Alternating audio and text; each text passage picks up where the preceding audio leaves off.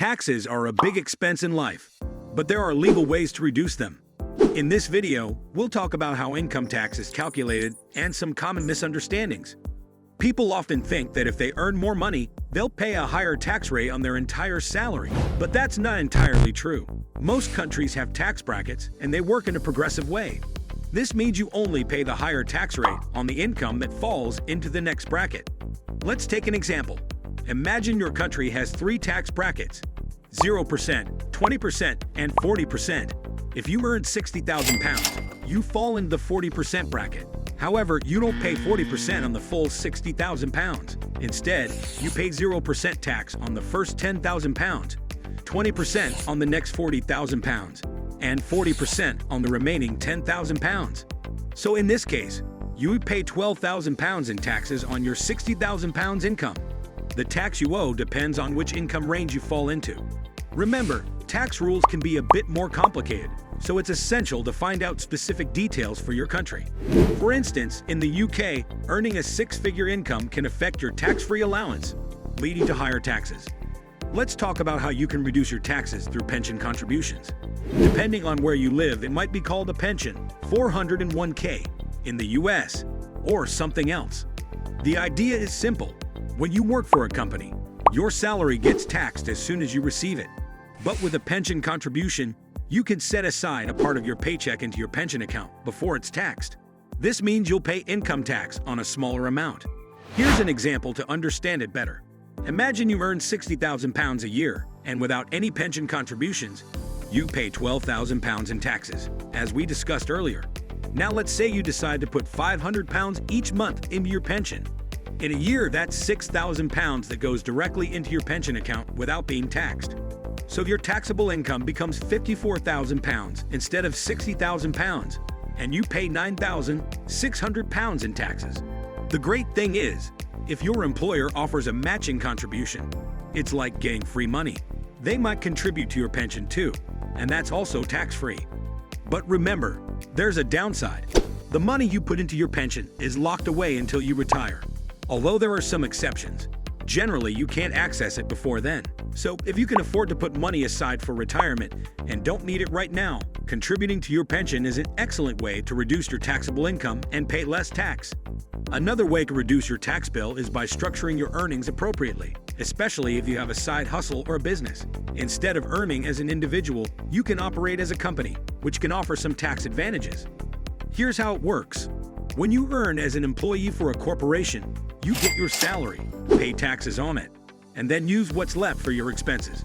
For instance, if you earn £60,000, you pay £12,000 in taxes, leaving you with £48,000 to spend. Now let's say you have a side hustle on YouTube or other business activities, and you also earn £60,000 from that. Instead of paying taxes on the full £60,000, you can deduct legitimate business expenses first. These expenses could include things like your camera, microphone, laptop used for editing, a portion of your home's electricity bills, if you use it as a workspace, courses, meetings, and other related costs. However, it's essential to consult a financial advisor to ensure you correctly deduct eligible expenses. After deducting all your business expenses, you'll pay taxes only on the remaining amount, not the full £60,000. This can lead to significant tax savings, making it a smart way to manage your taxes when you have a side business or freelance work. Just remember to keep proper records of your expenses and follow the tax rules in your country to stay compliant. Another way to reduce your tax bill is by utilizing the lower corporate tax rate when operating as a company or corporation. Unlike the income tax brackets we discussed earlier, the corporate tax rate is typically lower in many Western countries. For example, in the UK, the current corporate tax rate is 19%. By keeping the money within the company, you can avoid paying income tax on it. This allows you to use the funds for business-related expenses and investments, and you can deduct these expenses to further reduce taxable income. One option is to pay yourself a salary from the company, but it's essential to be strategic about the amount to stay within a lower tax threshold. This can help minimize the overall tax you'll pay on your earnings. Another effective way to pay less tax on your earnings is by investing in streams that the government views as non-taxable. One such option is investing through a stocks and shares ISA, individual savings account. or a Roth IRA in the US. These are investment accounts that provide tax benefits, shielding your profits and gains from taxation. Using these tax-efficient strategies can help you keep more of your hard-earned money and build wealth effectively while staying within the legal boundaries of the tax system.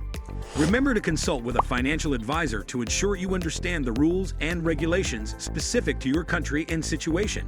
It's essential to understand that investing through an ISA doesn't reduce your taxable income immediately. Instead, you get tax benefits when you withdraw the money later. However, keep in mind that tax laws can change, and there might be adjustments to tax-free saving accounts in the future, as recently proposed in the UK by Jeremy Hunt.